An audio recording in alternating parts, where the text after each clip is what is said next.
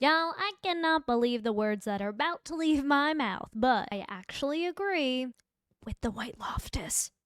Patrick Clancy is trying to move on with his life. He's a young man who had a beautiful wife, a beautiful family, and that was all taken away from him.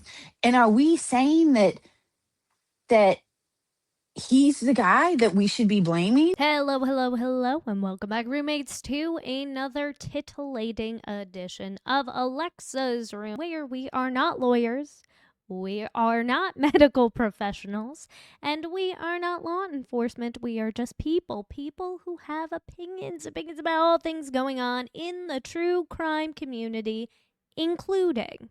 And so when you look at a man like Patrick Clancy, who has to live his life with the weight of that grief, and has found somebody who, my understanding, is in the same world, and maybe they were connected because of that. He's trying to live his life with what he has left of it. And now he has to deal with the fucking bullshit internet and the ratchet, troll, horrible human beings who exist there, okay? Yes, the Note My Infection podcast host is back, and she is on it. The back call went out last night. I woke up this morning, inbox full of messages with screenshot of creators who are spreading misinformation, straight up lies, and defamatory statements. So just so you know, good old Catherine Loftus is on it. We're going to have a big old PDF if Patrick Clancy ever has the fortitude to bring suit against all these pieces of shit on the internet. I'm going to send their lawyer a big fat file with all your names. Be warned. admin@notemyobjection.com, and you can write in the subject line defamation. Multiple have already blocked me. Careful. You know, I was really worried there for a moment because I've been really struggling to get a signal. Lately, I've been getting some dude who just rolls up in a spirit of Halloween batsuit costume named Bruce. And if you ignore the fact that she often sounds and looks like she's about a 6-pack of Pabst Blue Ribbon deep, the White Loftus kinda has a point. Because if you are one of those creators who's riding the Patrick Clancy did it conspiracy train, getting hundreds of thousands of views on your videos like this. You look behind me, those are his shoes in CVS, and those are the shoes he arrives with to pick up dinner. So at some point, it appears that Patrick changed shoes from sneakers to boots. We have to ask ourselves, why would he be changing his shoes? Honestly, I can't come up with a good answer unless these photos just look like different shoes and they're actually the same. You may just find yourself in a very similar position as the Tik Tok psychic from the Idaho 4 case. Before Brian Koberger was arrested, a self-proclaimed sidekick, Ashley Guillard, was doing a tarot reading. And she got it into her head that these murders were orchestrated by a University of Idaho professor named Dr. Rebecca Schofield. So Ashley, whose account has since been banned, made multiple videos accusing Dr. Schofield of being behind this. She said things like Rebecca initiated the plan, Rebecca's gonna go to prison for the murders. Mind you, Ashley is a random girl on the internet. She does not know any of these people. She doesn't even live in Idaho. No criminology degree. Dr. Schofield said the online accusations made her and her family fear that they were going to be the target of real-life violence. And she had never even met any of the victims. She was just a random professor at their school. These are real cases and real lives that we are messing with here, and we need to take it really seriously. She filed a defamation lawsuit, and after a 3-day trial, a judge and jury awarded Dr. Schofield $10 million in damages. No doubt the Lindsay Clancy case has caught the attention of many women and young mothers around the world. And since the trial began a few weeks ago, we've seen every kind of extreme opinion you can pretty much imagine. From women with tiny microphones sitting in eerily dark lit rooms who've convinced themselves that there's gotta be more to this story because they've watched hundreds of trials. I believe Lindsay Clancy is innocent. Not innocent because postpartum psychosis excused what she did.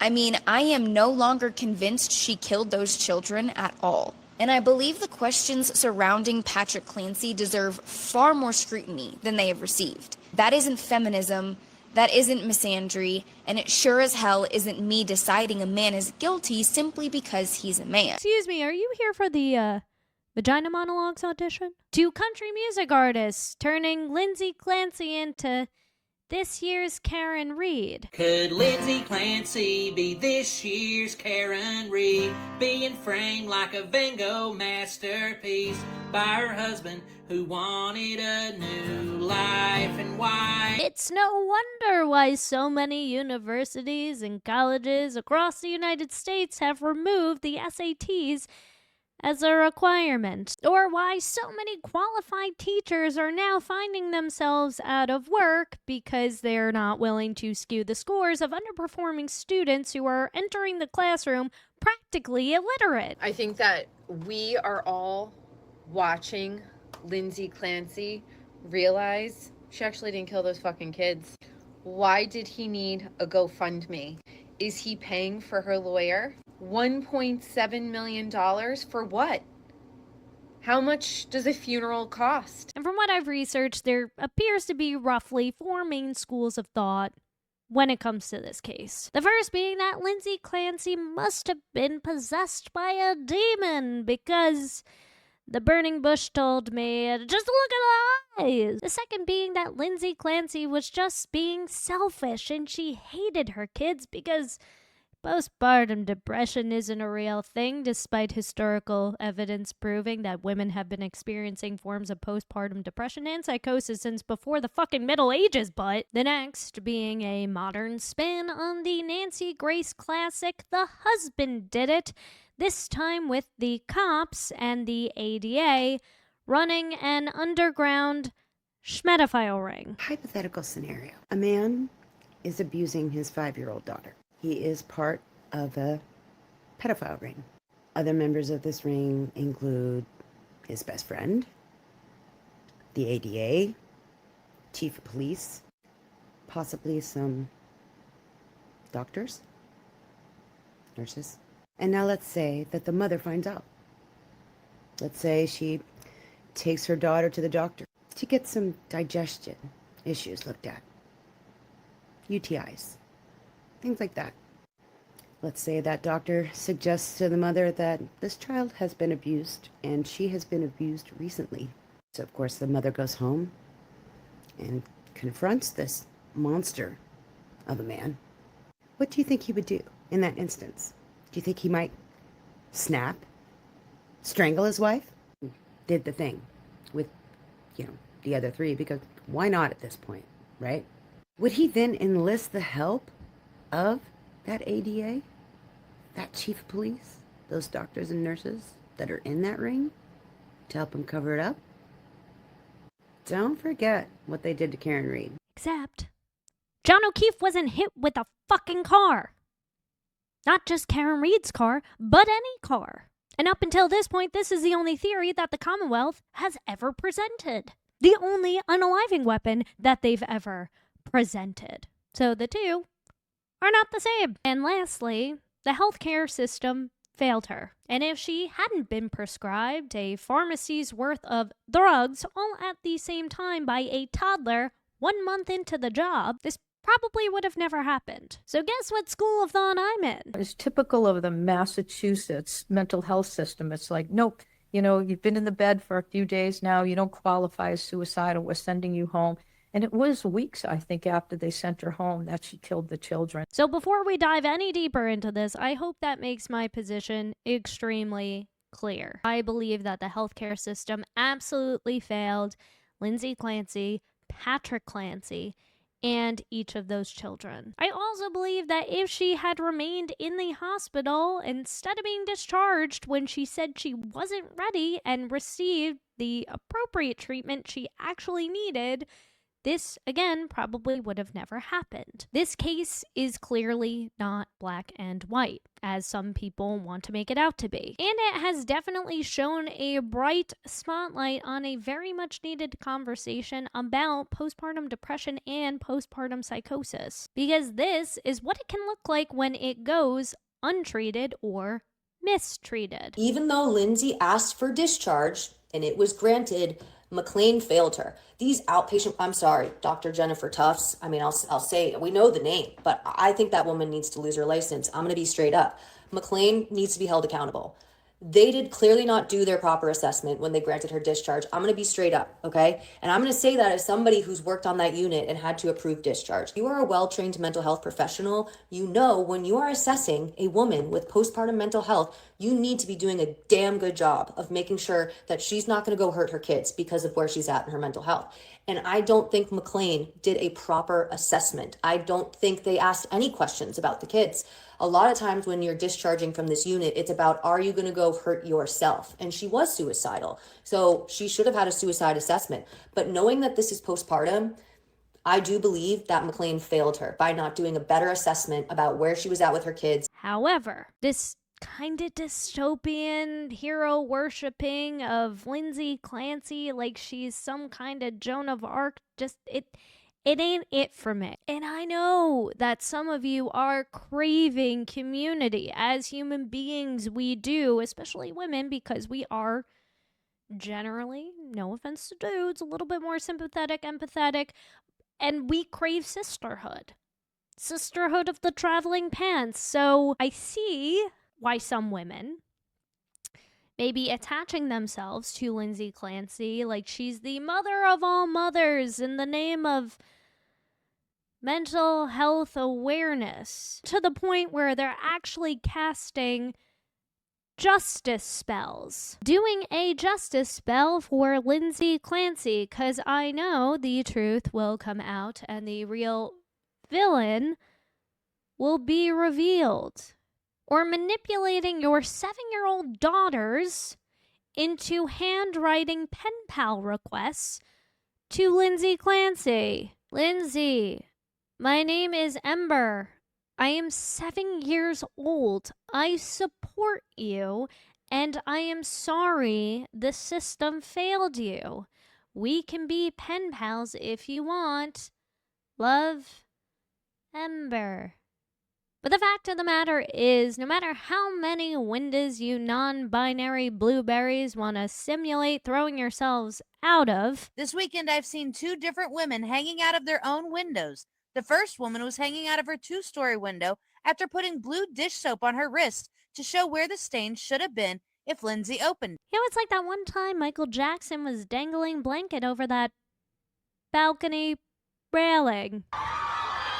Or how many perfectly good steaks you waste trying to play Dr. Clouseau. She wrapped a half-frozen steak with some paper and then slammed the window shut on it. She then unwrapped the steak to show that the 1/4-inch marks on the steak were consistent with the marks that were on Lindsay's neck. It still doesn't change the fact that Lindsay Clancy did, in fact, unalive those 3 beautiful babies.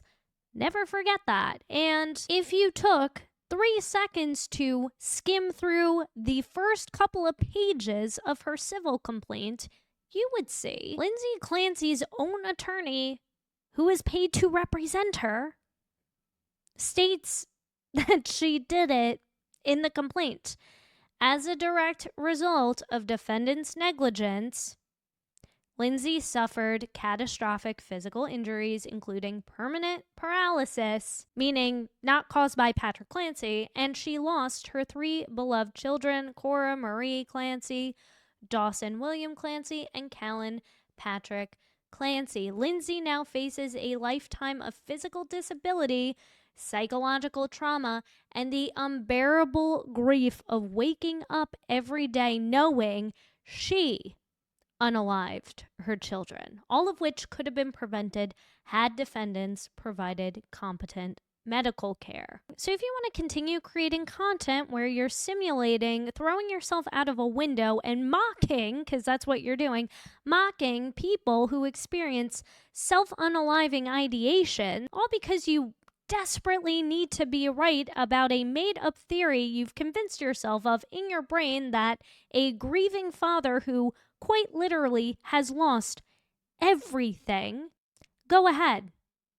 But you're still an asshole. For those of you who are about to swarm my comment section with, but Alexa, Patrick said that the kids were eating chicken nuggies when he left. But Alexa, the life insurance policy paid the emails. This bears repeating. Unless some magical mystery train of new evidence that no one's ever heard of or presented before, Patrick Clancy did not and physically could not have unalived those 3 children. No matter what the vibes are telling you, or your therapist says. Lisa Rinna. All right, he did it. Patrick did it. Patrick's the one who did it. Not Lindsay. Patrick did it. Because, I also heard that women typically don't strangle. So awful to even say, but that isn't what a woman would do. They don't strangle. I was actually in therapy today, and my therapist and I were talking about it, and I said, well, what do they do? She said, well, they poison, or I said, oh, or drown them. Like, we literally had that conversation today. And she looks at me and she goes, he did it. I was like, wow, yeah. And now, yeah. The obvious joke here is the blowfish lips, but I'm not feeling that lazy today. But imagine dropping a therapist of the stars hourly rate, because it's more money than the typical sliding scale us Joe Schmoes get. And you're in there to talk about your feelings, your struggles, your relationships with your family members. But instead, you're in there workshopping your therapist's own homicidal tendencies. That's the last time I use ZocDoc. And what's almost as disturbing as comparing this poor man who quite literally lost everything all at once to Chris Watts, a man forced to relive that same nightmare, this time with the whole world watching, are the hashtag #SameLindsay TikTok moms who are posting performative bullshit like this. In my I'm not okay, but I have to be okay because I'm a mother and there's no other choice than to be okay. Or this, may postpartum never take me away from my babies, even when I wished it would. Or this.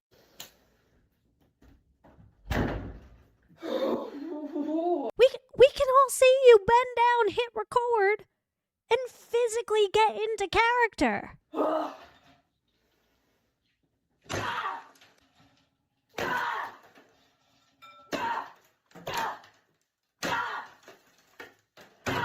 Yo, imagine being a baby trying to take a fucking nap a few doors down, and this is what your mom's doing. Hey, yo, ma. I'm a baby. I'm trying to take a fucking nap in here. Keep it down.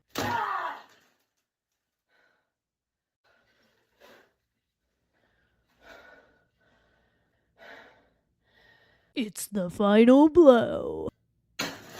Like, you do know that there are rage rooms, dedicated spaces where you can pay like $50 to $100 an hour and smash up old office supplies and computers, like that scene in Office Space. You just know that if a dude filmed himself doing the same exact thing, that the cops would get immediately called and he'd be labeled all over the internet as an abusive piece of shit. But rage on. The first thing they teach you in film acting school is don't look directly into the camera. Filming myself mid-panic attack for the talk is my worst nightmare. And I'm not thinking in that moment of mental anguish of different ways I can monetize or engagement farm for validation, sympathy, money. And again, I know there's a very important conversation outside of all of this. And I am not, nor will I ever criticize any mother who has experienced or is currently struggling with postpartum depression or postpartum psychosis. But the TikTok moms turning this into a performance, a Lindsay Clancy hero worship, and or engagement farming, where you're using your child that cannot consent to being on camera or being filmed as a prop so you can feel validated on a platform that is specifically designed to exploit children for profit, doesn't help the conversation. You can still have the conversation without exploiting your children. without creating performative, engagement forming content for monetary gain. Because if you are struggling and you feel like you are one step away from physically harming your children, many of us see ourselves in Lindsay. Many of us know that we could have been only one step away from doing some of those horrific things because we experienced significant mental health issues. you seek help like Lindsay did. You call your therapist, you call your partner, you phone a hotline, you text your mom, you text your best friend, you knock on the neighbor's door, you check yourself into a mental health facility, and hopefully you receive better treatment than she did. But you don't. Dust off your septum ring and whip out your phone or ring light because it makes good content. If y'all ever wonder why your mothers acted crazy growing up, this is why. This is why. It's not one thing. It's not two things. It's a million. And they all happen at once. There's never a second. There's never a second to breathe. I gotta pee so bad. Can't do that because it smells like a literal butthole. Oh my God.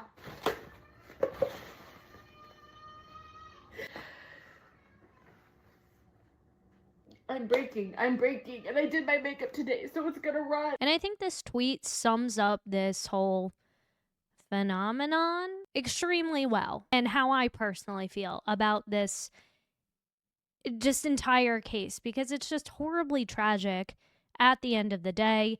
And again, like the White Loftus says, there is really no justice. It's just trying to figure out what that exactly looks like and taking steps to improve our mental health care, for all people, but especially women who are struggling, young mothers who are struggling. If you're posting yourself crying, really, for any reason, you're a mentally and spiritually weak attention seeker, addicted to the dopamine you get from online reinforcement.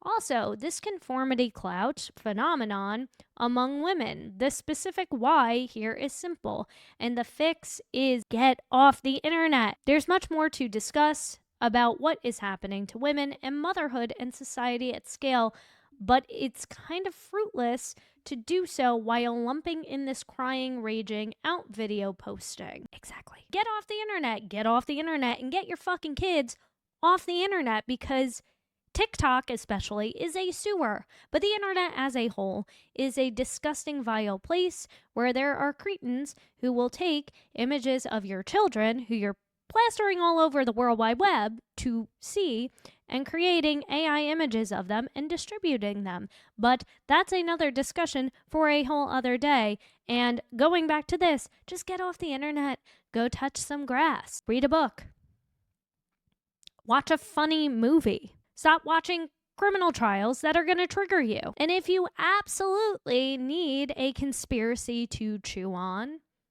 here's one for you. The healthcare system is designed to keep sick people sick and keep them hooked on whatever drugs they prescribe to them for as long as they can, because that's how they stay in business. So those are my thoughts. Hope I made my position clear. I know I said I wasn't going to talk about the Lindsay Clancy case, but this just really grinded my gears. And TikTok is the worst platform to ever exist.